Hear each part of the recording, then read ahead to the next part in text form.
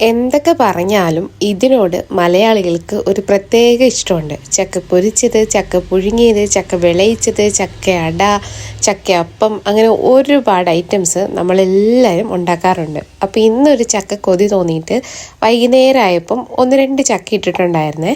നമ്മുടെ ഇവിടെ എല്ലാവരും കൂടി കൂടിയിട്ടാണ് ചക്കയുടെ പണികളൊക്കെ ചെയ്യുന്നത്. ഞാൻ ഇതുവരെ ചക്ക വെട്ടിയിട്ടില്ല കേട്ടോ. എനിക്ക് ചക്ക വെട്ടാൻ അറിയില്ല. അമ്മച്ചി കേട്ടോ ചക്ക വെട്ടിത്തരുന്നത്. അങ്ങനെ ചക്കയൊക്കെ വെട്ടുന്നുണ്ട്. ഞാനിവിടെ നിന്ന് ചക്കയൊക്കെ ഒന്ന് ഒരുക്കി എടുക്കുന്നുണ്ട്. പിന്നെ ഇത് ചക്ക വറുക്കാനുള്ളതാണ്, പിന്നെ ഇത് പുഴുങ്ങാനുള്ളത്. അങ്ങനെ എല്ലാം ഓരോന്ന് സെറ്റാക്കി വെക്കുന്നുണ്ട്. കുരു വേറെ, പാട വേറെ, ചക്ക വേറെ, പൊരിക്കാനുള്ളത് വേറെ, പുഴുങ്ങാനുള്ളത് വേറെ, അങ്ങനെയൊക്കെ. എനിക്കിത് അരിഞ്ഞെടുക്കാൻ ഭയങ്കര സ്പീഡാണ്. അങ്ങനെ വേഗത്തിലെല്ലാം അരിഞ്ഞെടുത്തിട്ടുണ്ട്. ചക്ക വെട്ടിയെടുക്കണമെങ്കിൽ അതിനു വേണ്ടിയിട്ടുള്ള ആയുധങ്ങൾക്ക് നല്ല മൂർച്ചയാവണം. ഇവിടുത്തെ സംഭവങ്ങളൊക്കെ നല്ല മൂർച്ചയുള്ളതാട്ടോ. വാക്കത്തി, അരിവ, കോടാലി എല്ലാം അടിപൊളിയാണ്. പെട്ടെന്ന് അതുകൊണ്ട് വേഗത്തിൽ പണികളൊക്കെ തീരും. അങ്ങനെ ഫസ്റ്റ് ട്രിപ്പ് പൊരിക്കാനുള്ള ചക്ക ഇട്ടിട്ടുണ്ട്.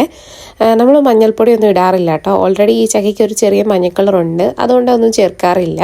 അങ്ങനെ ആദ്യത്തെ ബാച്ച് ചക്ക പൊരിച്ചെടുക്കുന്നുണ്ട്. ഈ ഒരു പണി കുറേ സമയം നീണ്ടു നിന്ന്, കാരണം നമ്മളിന്ന് കുറേ ഉണ്ടാക്കുന്നുണ്ട്, കുറേ കൂടുതൽ ചക്ക വറുത്തെടുക്കുന്നുണ്ട്. നമ്മുടെ ഇവിടെ എത്ര പൊരിച്ച് വെച്ചാലും 1-2 അല്ലെങ്കിൽ മാക്സിമം ഒരു 3 ദിവസം വരെ പോവുള്ളൂ. അത് കഴിയുമ്പോൾ പാത്രം കാലിയാവും.